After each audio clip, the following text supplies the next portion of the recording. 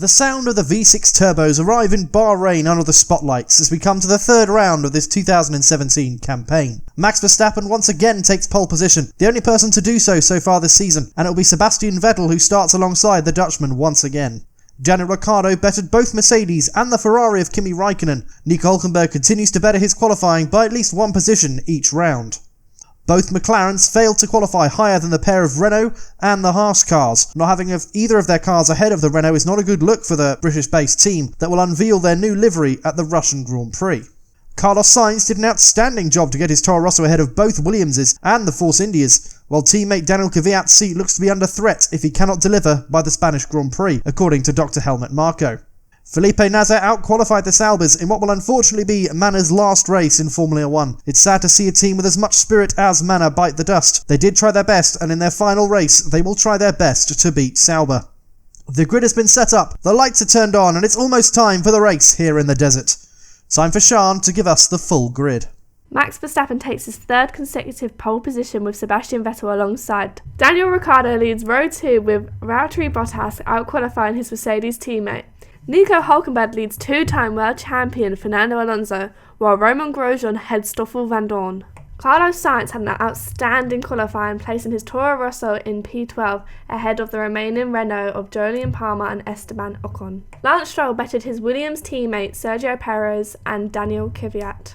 In their last race, Manor got ahead of Sauber in qualifying, splitting both of their drivers. Hopefully Manor can achieve a good result in their final race.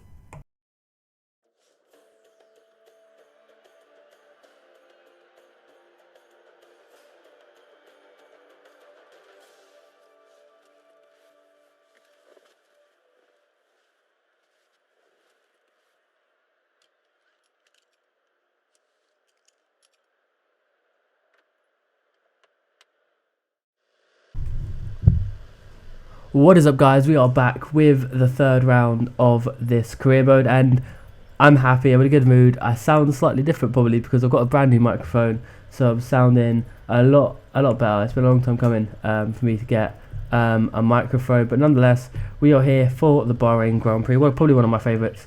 I preferred it before it was under the lights and it was at night time, but it does look pretty good if I do say so myself. So P6 on the grid, just behind Hamilton and ahead of Hülkenberg. So again, we're kind of best of the rest in a sense. Like, you know, we're just ahead of the midfield, but we're the slowest in qualifying compared to the front runners. So that's not good. At least we have won a race, so obviously that helps us out in terms of the championship. We're currently leading, but we need to get a good result.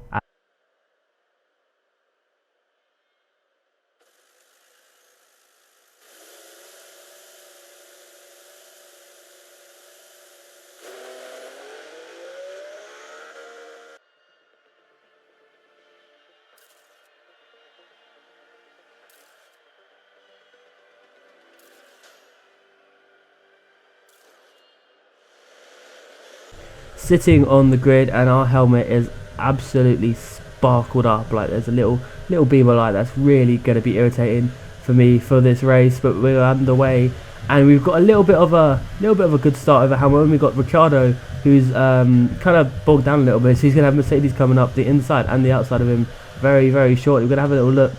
Bottas is going to get blocked by Vettel, who's actually going to have Hülkenberg come up beside of me. Bottas, I guess that he's lost some of his front wing. Alonso has come out of absolutely nowhere. We're down to 8th. So that was a shocking start, but Hülkenberg's going to go around Bottas down the inside of Hamilton, and Hülkenberg's up in the 4th place. So Hülkenberg has had an absolute screamer of a first lap. So we moved up to 5th. We moved up one position. We lost to Bottas and Hamilton and Alonso briefly, but Hülkenberg is just absolutely flown. We actually see a replay of what happened behind us. That's Stoffel Vandoorne getting in some bit of trouble, and he's got a puncture as far as I know. But we're going to go down the inside of Nico Hülkenberg. We're going to be down in 4th place. We're one position away from the podium position, so that's a good start from us. We're doing pretty good. We move on to the end of lap 3. We've got Daniel Ricciardo, actually. It wasn't Verstappen. But Vettel is actually in the race. He's got past Verstappen. With any luck, Vettel can do what he couldn't do in China, and that was get past Max Verstappen for the win after bottling it on the last corner. If we look at the mini-map, Vettel is side by side with Verstappen as it stands. We're going to have a look at Ricciardo. We're going to make a very late dive, and I promise you that was not an overtake. That was an accident. and I think we've actually screwed over our teammate Sebastian quite a bit, because we've got Ricciardo coming around our outside now, and he's got a great one. We're going to have a look in his slipstream, switch to the inside, we're going to chuck it down his inside as our Vettel is getting overtaken by Hamilton as well, so we've completely stuffed our teammate there, but we're going to go wide and we're going to keep the position, but we just made our teammate's life hell. Lap 5, we've got the Toro Rossos. It's going to be Kvyat trying to overtake his teammate Carlos Sainz. He's going to dive it from quite a way back, and he looks like he's going to get the traction, taking the long way round, but he gets on the rumble strip, which means Carlos Sainz is going to come back at him just that little bit more, and he's absolutely going to barge him off the track, like literally just rugby tackle him, if Carlos could rugby tackle him off the track. So he can't really be doing that. He's in a bit of a position where he can't afford to do that, and a person who can't afford to do that is Valtteri Bottas. I'll give him style points for that, because he actually managed to make it a full 360, but he doesn't really need to be doing that, in all honesty, if he's going to have any chance of winning a race anytime soon. He really needs to pull his act together. I mean, he's even gone off the track there, which is kind of a bit disappointing. We've got Sergio Perez on Esteban Ocon, so there's a few teammate battles going on here. I think he might have Esteban Ocon. He kind of nudged him a little bit wide, but Perez has actually gone deep coming into the chicane. It looks like a chicane. Let's call it a chicane for the sake of it. So Perez is now actually again behind Esteban Ocon. So let's have a look around the outside. There's going to be no way through as Ocon closes the door. Ocon closes the door on Sergio Perez. But Perez is going to have a look down the inside here. It's so difficult to get a pass there because it's such a tight corner. So easy to lock your brakes. But you can see he's actually going to come back at him with better traction. They're going to touch just a little bit. Vijay Malley is going to be holding his head and hoping these two do not collide. They're side by side for this corner as well, and there's a Toro Rosso in the way, so Ocon does get blocked. So we're going to come into the pit lane now on lap 6 for ourselves, and we'll have a little bit of a recap on everything that happened in the past 3 or 4 minutes, give or take. So as you can see on the screen, we're still behind Verstappen at this point. Daniel Ricciardo and Lewis Hamilton are ahead of Sebastian Vettel, so we really did screw him up, and we're going to get held for a very long time. Again, this has become such a theme. We're going to have to change our pit stop strategy, because I'm not having this every single race. We're going to lose up so much time. But yeah, we really did screw him over. It was a great battle in between Sergio Perez and Esteban Ocon, but we come out in P6, which is the position we started on lap 7. So we've done not too bad of a job, in all honesty. We're going to be battling for P6 actually as we come out of the pit. I can't see who that is. I want to say it's Ericsson, but that's just a blind guess depending on what's on my screen. But lap 8 now, and we're continuing for the middle sector in P3, so Hamilton jumped us because of the pit stop phase, but you can see, you can't really see, but if you look at my steering wheel, it's all yellow. That means there's a safety car, and the reason for this safety car is we have Lance Stroll. He's going to get on the rumble strip, and his car is just going to jerk to the right, so he's brought out a safety car for us, which is good, so we can get close to Hamilton and Verstappen, but he just gets on a rumble strip and the traction goes back ends into the wall, so that helps us out a little bit. We're close up to Hamilton and Verstappen as opposed to where he was before. Sebastian Vettel's now up to P4, so he's taken Ricciardo in the pit stop phase, which is awesome for us. But hopefully we can get past, we get a good start with any luck.